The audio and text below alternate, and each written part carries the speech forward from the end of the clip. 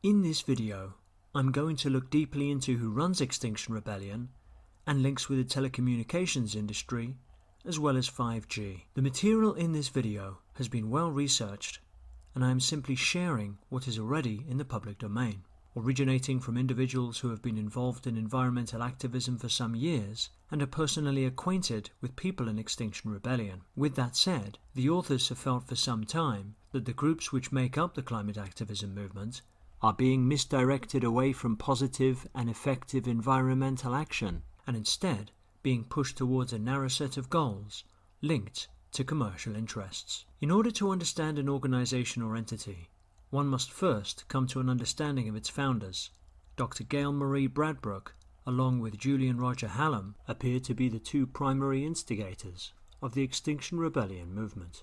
Extinction Rebellion has scored significant publicity, not just on social media, but also on the BBC News and in The Guardian. The movement launched itself very publicly on November the 12th, 2018, with activists gluing themselves to the doors of the Department of Energy offices in London and spray painting slogans on the windows. Then more recently in April 2019, shutting down areas of London, costing businesses millions of pounds. They are demanding that the UK government immediately declares a climate and ecological emergency, reduces to zero greenhouse gas emissions by 2025, and creates a citizens' assembly to oversee these changes. They have also encouraged people in other countries to take up their cause. The hope appears to be that the movement will catch on in a similar manner to how the Arab Spring or colour revolutions did, bringing nations to a standstill and thus forcing politicians' hands. Gail Bradbrook, who is the closest person to a leader in the movement, currently works for Citizens Online, which has charity status. Her ex-partner John Fisher founded Citizens Online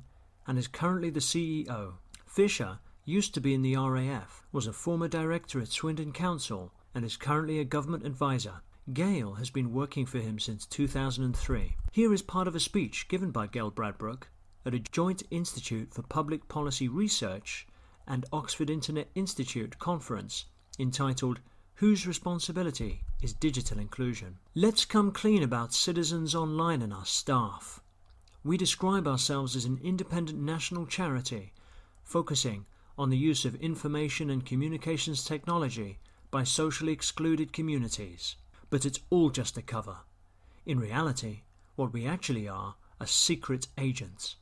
Secret agents with one purpose in life: to find out what government is really doing with a digital inclusion agenda. So here we have Gail stating that Citizens Online are only describing themselves as an independent national charity, but what they really are secret agents. Next up is Gail's profile from the Citizens Online website. Since winter last year it was removed from the site, but fortunately we had it downloaded already. As you can see here, Gail works with EE, which is rolling out 5G this year in the UK. It is unclear precisely when, or more importantly how, Gail transitioned to causes like climate change, but what we do know is that for the past 2 decades she has been a favoured activist of the British state, at least when it comes to their digital inclusion and universal internet access agendas. These euphemisms today refer to the 5G Internet of Things rollout, aimed at making sure that absolutely everybody, without exception, gets plugged into the emerging smart grid, which incorporates both military hardware used for crowd control, surveillance and communication systems. The 5G network is primary to this apparatus, an essential component for the scientific management global society, as envisioned and now being assembled all around us by an international oligarchy of techno-industrial and financial elites, the very same people who stand behind the UN and are positioned to become its beneficiaries. Here's another excerpt from Gail Bradbrook's same speech, the same as her secret agent's quote, on the Institute for Public Policy Research website. So who done it? Who really is the government's digital inclusion unit? This investigator begs your indulgence for the arrogance that could be displayed here when I say that I believe Citizens Online have played that role, unofficially and certainly not paid for by government. Who has paid for it?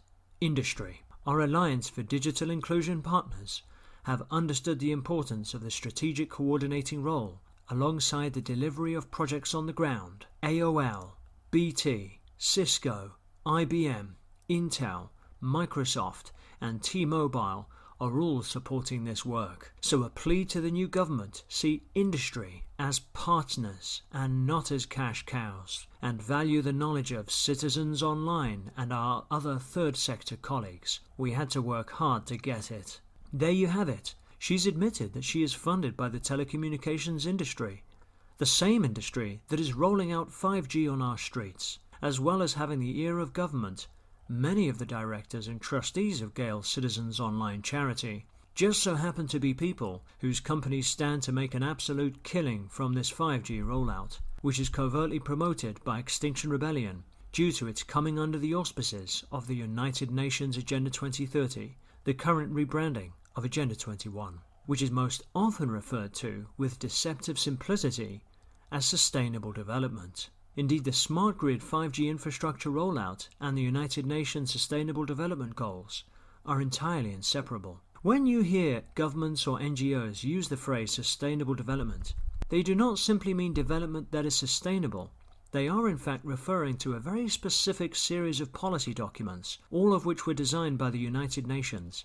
Climate policies are one aspect of the UN Sustainable Development Goals. Gail Bradbrook has also spent 2 years working at Business in the Community, a charity run by Prince Charles, which also promotes the UN Sustainable Development Goals. Then in its Digital Deep Dive report, it goes on to promote smart cities, as well as machine learning, AI, and smart urban spaces. Here's Farhana Yamin at the Extinction Rebellion office, who is one of their leading voices. She has spent 27 years in climate negotiations and helped to midwife the 2015 climate agreement to curb greenhouse gas emissions. In her hands is the UN document, a compendium of solutions for achieving the Sustainable Development Goals. On page 77 and 78 of this document, smart meters are promoted as a solution to 5 of the UN Sustainable Development Goals. Of course, there is no mention of the cancer-causing radiation that smart meters emit, neither their tendency to catch fire